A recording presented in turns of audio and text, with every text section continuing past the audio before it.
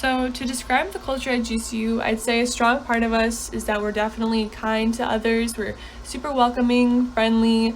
We always hold the door, the elevator open for the next person. We have really great manners.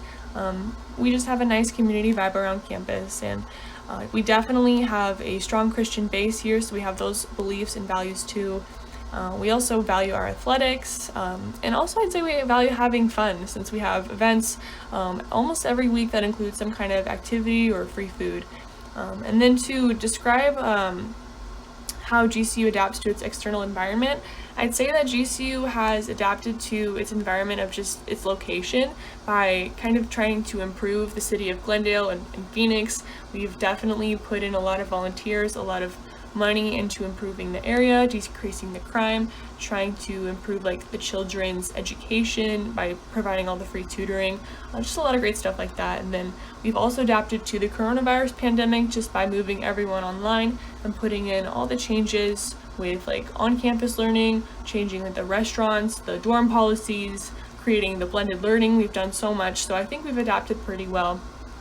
And then in regard to the internal integration, I'd say our curriculum or our religion base is probably more on the fixed side.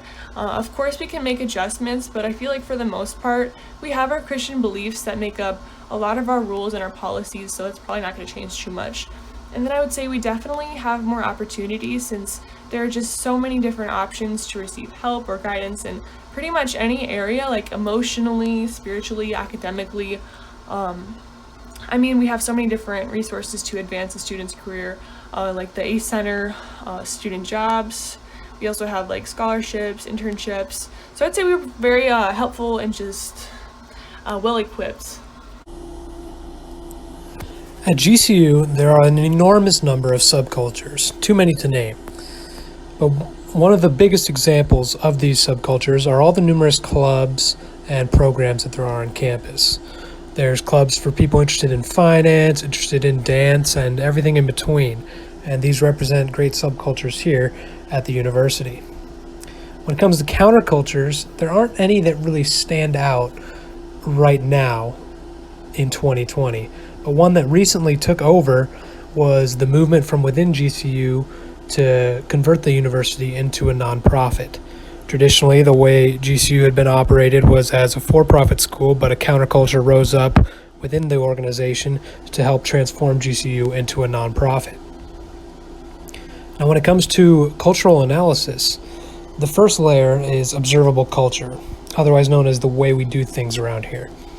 This can be seen in the way people at GCU dress, the way they interact with one another, and the various activities that take place on campus. The second layer talks about shared values. With GCU, these shared values are mainly faith-based and education-based. And finally, the deepest layer is common cultural assumptions. Easily the biggest one of these at GCU is the common belief in Jesus and in Christianity.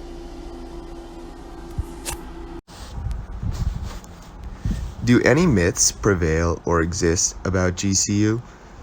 One myth about GCU is that they force students into the nursing program because there's not a ton of major options, so they try to get students to go into there.